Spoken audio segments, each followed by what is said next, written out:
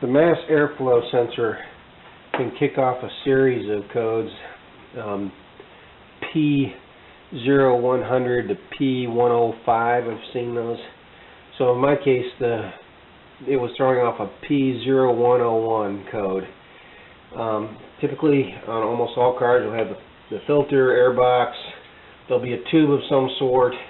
There'll be a sensor in it if it's a fuel-injected car with the MAF airflow sensor and the electrical cable leading out, and then the air tube going down to the throttle body. So in the case of the 2013 Sonic, there are two screws here, there's a connector here, or I could take the clamp off and the two screws on the side and take the whole box off and just clean it with it still mounted. Either way will work acceptably.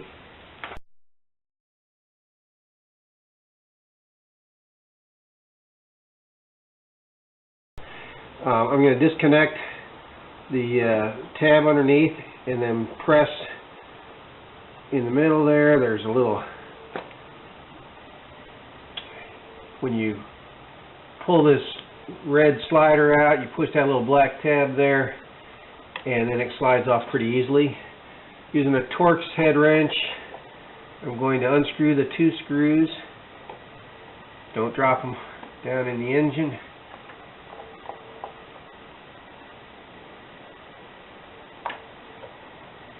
Now, as I take this part out, it's a couple $100 to replace this thing, so be careful. Just gently rake it loose, pull it out. Do not touch any of the components, and you can see that it comes out readily.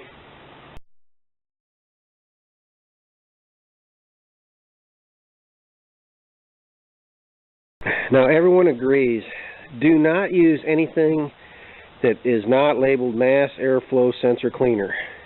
Don't use WD-40, don't use carburetor cleaner, don't use throttle body cleaner, etc. MAF airflow sensor cleaner. You can get it at your local O'Reilly's or AutoZone. And it's not real scientific. They all say just douse it a couple of times. Probably ought to have gloves on here.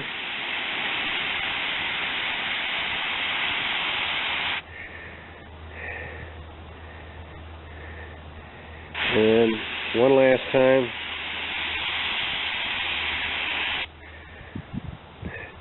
Now, I'm going to let this dry for about 10 minutes. One of the things about this is it has very low residue. So the air flowing over those two little wires there, if you see that little V-shaped thing that comes to a head, the air flowing between there detects the amount of oxygen and somehow feeds the computer. So what you're doing is cleaning off any of the corrosion in there, and then you want to let it dry for about 10 minutes before you reinstall it in the car.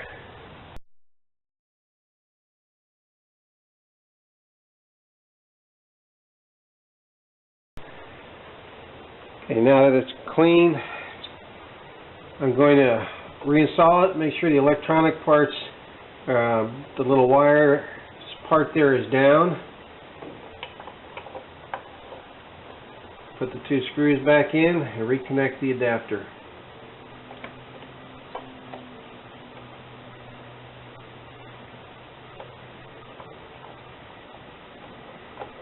It's important to make sure that the box and the hose and everything is sealed properly, so make sure it's snug, but any leaks in the vacuum system will cause an improper mixture and you'll get a variety of codes.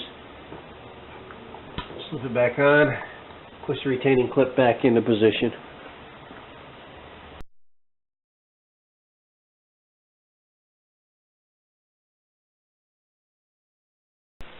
Okay, a couple things to note.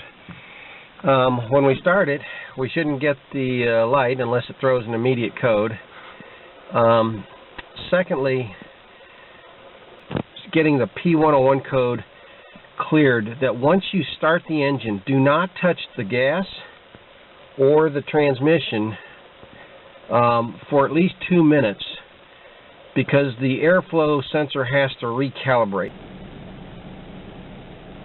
Okay, so far so good. It's been 2 minutes. Hasn't thrown a code yet, but that doesn't really mean much. The emissions control testing can detect the fact that this has been reset. So unless you drive it 50 miles or so, they will not, you can't just drive to the emission control test place and get your vehicle inspection done. You do have to drive it. Typically 50 miles is the number I've heard. Hope this video helped, and now it's time to go drive and